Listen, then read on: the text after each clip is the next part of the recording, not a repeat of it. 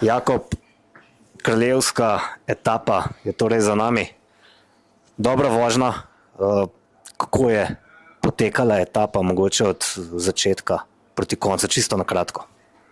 Ja, končno smo imeli etapo, ki je bila po profilu dokaj namenjena zame in ja, etapa je potekala zelo mirno. Na klance smo pač fantje šli, kakor smo šli, in na koncu se je v zadnjem kilometru zares odločilo za rezultat. Žal je malenko zmanjkalo moči, ampak se še zmeraj borimo naprej, tako da vidimo, kaj bo jutri. Se pravi, težko je bilo šele v zaključku, praviš?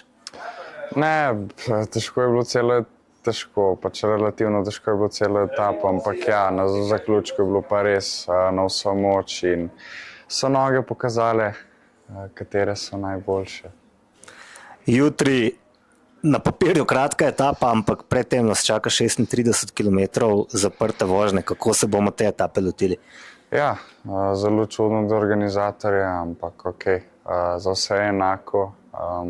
Vsi smo v istem in ja, bomo videli, kako bo. Definitivno bo zelo kaotična etapa, verjetno dosti nervoze, ampak, kakor sem že rekel, za vse je enako in bo tudi za nas, tako kot za ostale.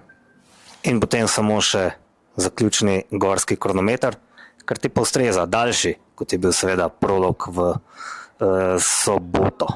Ja, definitivno daljši kronometer, boljše. Bomo pa videli. Letos mi še ni ratalo dobrega kronometra odpeljati. Mogoče bo jutri ta dan. Noge so dobre in ja, pustimo se presenetiti. Vsako leto enkrat prvič. Hvala, Jakob. Spočij si za jutri. Bom.